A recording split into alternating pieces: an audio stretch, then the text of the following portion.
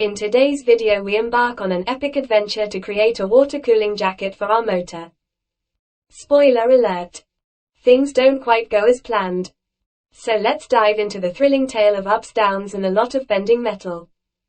Step 1: remove everything from the motor. Because you know it's always easier to work on something when you strip it down to its bare bones. Now comes the fun part: attaching a sheet of stainless steel to the motor to form our sleek water cooling jacket. Measure twice, cut once, they say.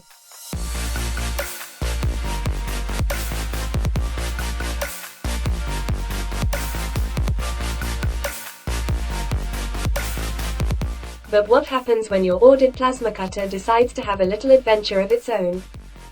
And decides to be delivered to the wrong address? Well. Looks like we have a change of plans. Enter the mighty angle grinder. Because who needs precision when you have brute force?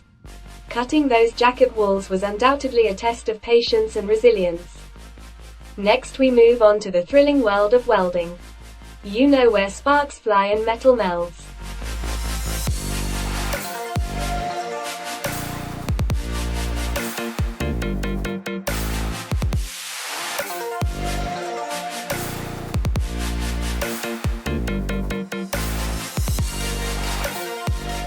But beware the perils of heat. Our valiant welding efforts resulted in some unexpected metal bending, leaving our jacket slightly uncooperative. The sweet taste of victory. Or maybe not.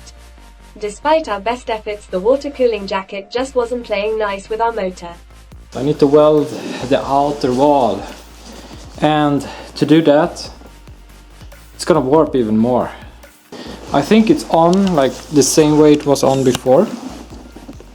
It's pretty close now. It's still not perfect. I mean, there's a gap in here, I know it. And I try hitting it with a hammer to get closer to the actual thing. I feel it's super sketchy. When I tighten this too much, the motor wouldn't rotate. That was scary. I feel like I'm damaging the motor doing this. It doesn't feel good at all.